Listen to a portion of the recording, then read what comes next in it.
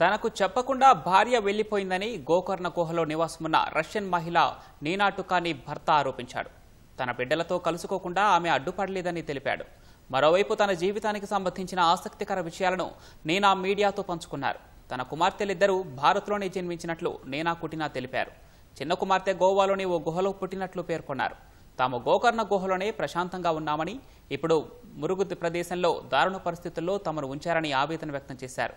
2 వారాలుగా గుహలో ఏం తిన్నారన్న వివరాల్ని ఆమె తెలిపారు. గోకర్ణ రామతీర్థ అడవుల్లోని గుహలో 2 పిల్లలతో కలిసి ఉంటున్న రష్యన్ మహిళ నీనా కుటీనాను పోలీసులు రక్షించిన విషయం తెలిసిందే. అయితే తాము అక్కడే చాలా ప్రశాంతంగా ఉన్నామని నీనా కుటీనా అలియాస్ మోహి చెబుతోంది. ప్రస్తుతం ఆమెను ఓ మహిళా సంరక్షణ కేంద్రంలో ఉంచారు. అయితే ఆమెకు ఆ ప్రదేశం అస్సలు నచ్చట్లేదు. తమను దారుణంగా మురికి ప్రదేశంలో ఉంచారని ఆమె ఆరోపించింది. ప్రశాంతంగా ఉండనివ్వడం లేదని, తగినంత ఆహారం పెట్టడం లేదని ఆవేదన వ్యక్తం చేసింది. In my family, 4 children, and last 15 years I traveling, and all my children was born in different country because I traveling. Oldest son, 20 years. They bring us to very not good place. Here no table, we cannot be alone, and here very dirty, not enough of food.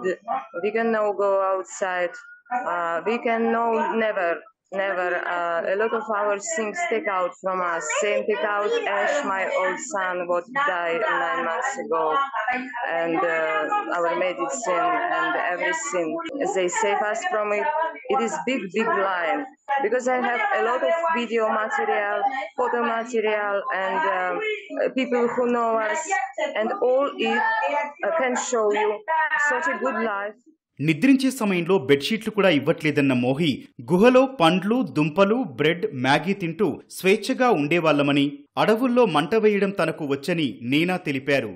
తన పిల్లలు చక్కగా ఆడుకునేవారని, ఓ కొలనులో ఈత కొట్టేవారని పేర్కొంది. ఇప్పుడు పిల్లలకు పాలు, పండ్లు ఇవ్వట్లేదని, మసాలా ఎక్కువున్న ఆహారం పెడుతున్నారని ఆరోపించింది. ఆరోగ్యాన్ని ప్రసాదించే ప్రకృతి అంటే తనకు చాలా ఇష్టమన్న మోహి, భారత్కు ముందు 4 దేశాల్లో ప్రకృతిలో బతికి వచ్చానంది. అయితే భారత్ను గాఢంగా ప్రేమిస్తున్నారని, ఇక్కడి పర్యావరణం ప్రజలంటే చాలా ఇష్టమని వివరించింది. పోలీసులు చెప్పినట్లుగా తన వీసా గడువు ముగిసి సంవత్సరాలేం కావట్లేదని, కొన్ని నెలల ముందు మాత్రమే ముగిసిందని మోహి చెప్పింది.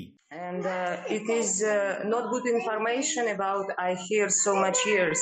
We need to start from it because police found my old passport and I was in India already before and we was already leave India and come back with new visa and for now it's time our visa was broken.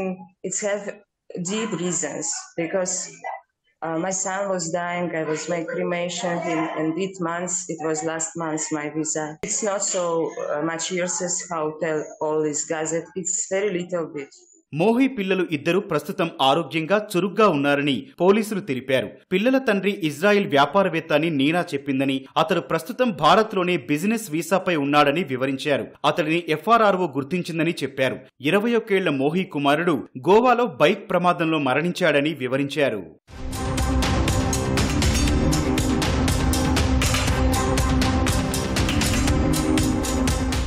మోహి తనకు చెప్పకుండానే వెళ్లిపోయిందని Israel పౌరుడైన ఆమె భర్త Dror గోల్డ్స్టైన్ ఆరోపించారు.